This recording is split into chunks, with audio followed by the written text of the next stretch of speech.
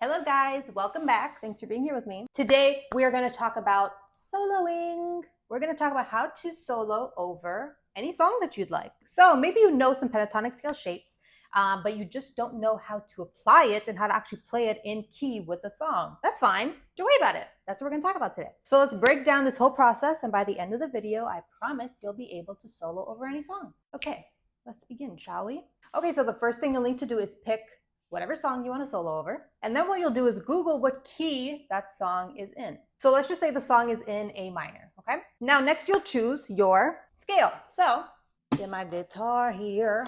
So here on screen is all the pentatonic scale shapes you can choose from. And so you could pick one or you could pick multiples, right? And connect them and play through all of them. But either way, we'll start with one just to get it on the fretboard in the correct kind of spot.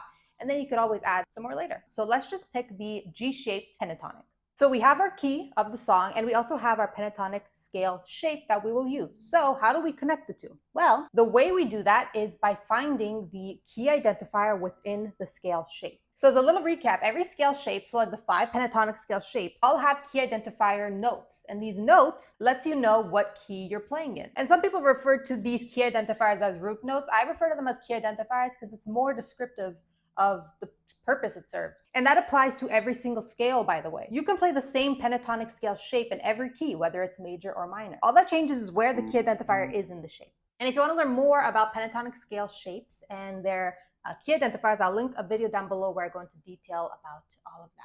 So, okay, let's put all this into practice. So our song is in the key of A minor, right? We are using the G-shaped pentatonic scale. Next, what we'll do is see where the minor key identifier is within our G-shaped pentatonic scale, right? Your major key identifier would be right here. Your minor would be right here.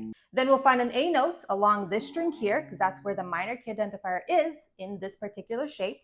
And we have to find an A note because the song is in A minor. So we find an A note right here on the 5th fret, right? And we would fill in the rest of the G-shaped pentatonic scale, right?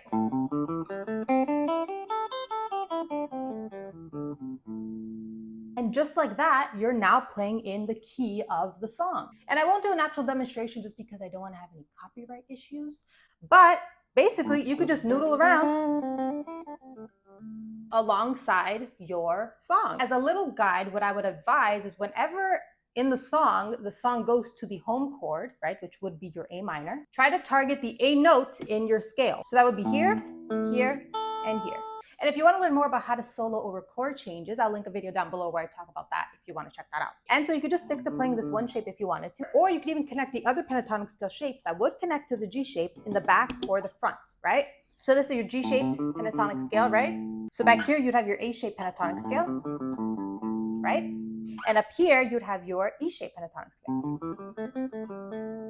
So let's do another example in a different key and using a different pentatonic scale shape, just so we can really see how this works. So now let's say we want to solo over a song that is in the key of F sharp major. We'll again pick a pentatonic scale shape to use. So let's pick the C-shaped pentatonic scale for this example. What we'll do is locate the major key identifier within the shape, which is on the A string here, right? Then we'll locate an F sharp note along this string here, since that is where the key identifier is in that shape, right?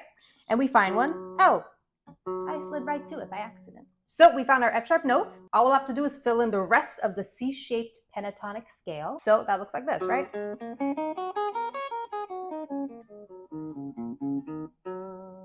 And just like that, you are playing in the key of whatever song. Or you could connect the other shapes that connect to this C-shaped pentatonic scale, right? So that would be the D shape back here, right? Or the A shape up here. So now that you know how to play a pentatonic scale in key, just put on your favorite song and just noodle around, you know? Have funsies.